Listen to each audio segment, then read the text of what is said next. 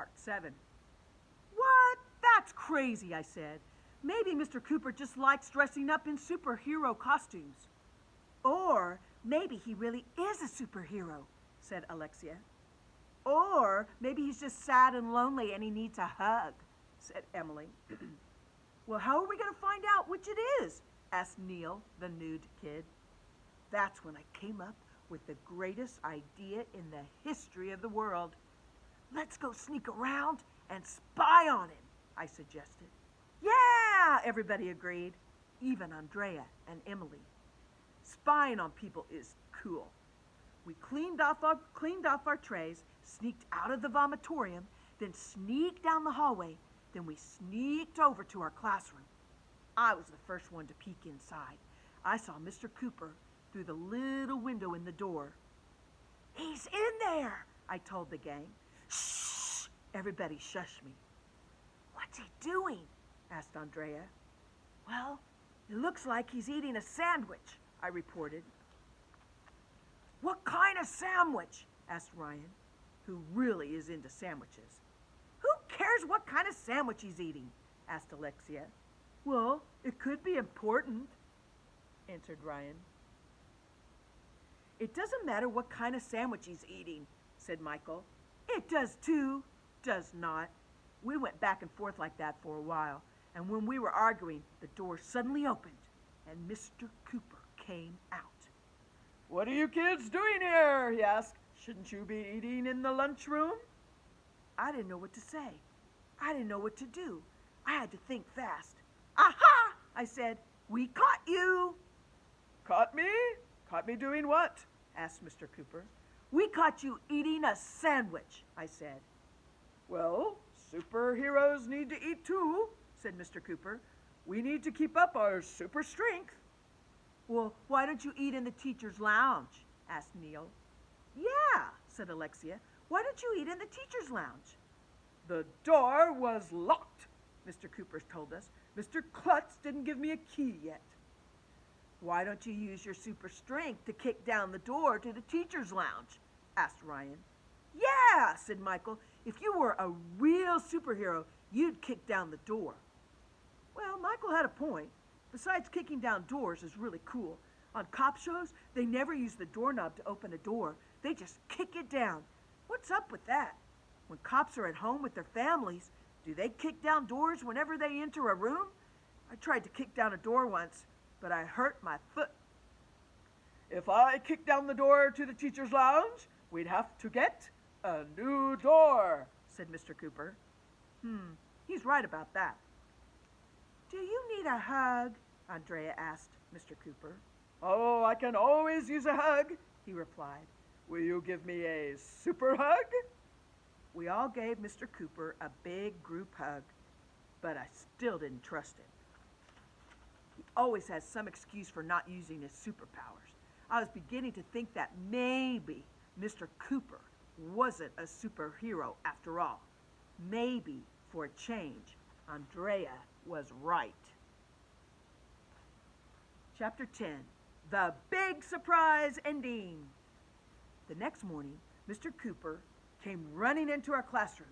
He told us he was Lava Man, and he taught us all about volcanoes.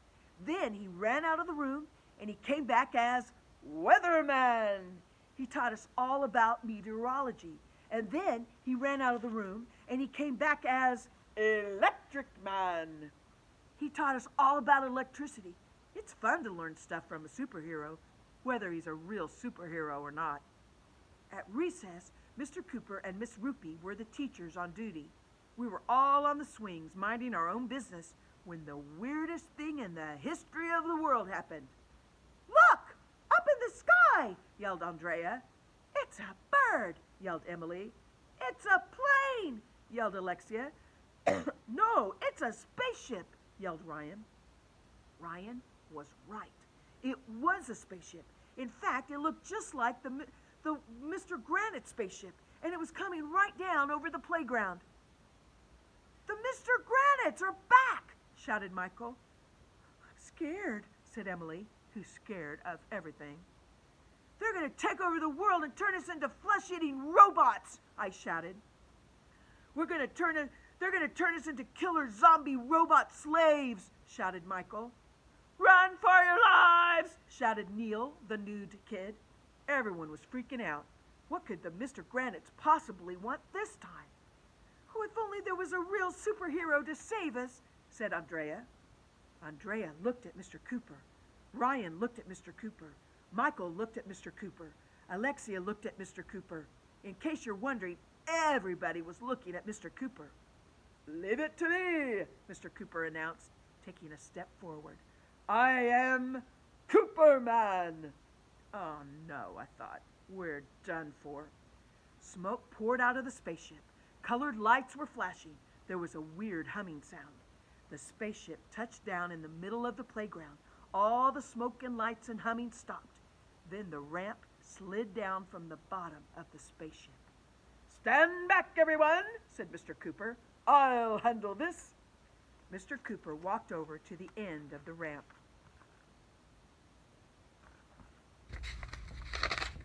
The door to the spaceship was opened. We were all on pins and needles. Well, not really. I mean, we were standing up. If we were on pins and needles, it'd have to hurt. But you should have been there. Electricity was in the air. Well, not exactly. If there was electricity in the air, all of us would have been electrocuted. But it was really exciting. Mr. Granite came out of the spaceship and down the ramp. Well, I think it was Mr. Granite. It could have been one of the other Mr. Granites. It could have been anybody from that planet Etenard. They all look alike. In any case, one of those creatures that looked just like Mr. Granite came down the ramp. Greetings, Earthling, said the Mr. Granite look-alike. Who are you? I am the new third-grade teacher at elementary school, said Mr. Cooper. Did you come back to destroy the Earth? No. Did you come to take over the world and turn us into flesh-eating robots? Asked Mr. Cooper. No. Did you come to turn us into killer zombie robot slaves? Mr. Cooper asked. No. Then why did you come back to Earth? Well, when I left the other day, said Mr. Granite, I forgot to give back my key to the teacher's lounge. When you borrow something, you should always return it. Like library books, yelled Mrs. Rupee. Wow. Mr. Granite traveled 1,100,000 light years just to bring back the key to the teacher's lounge. That was weird.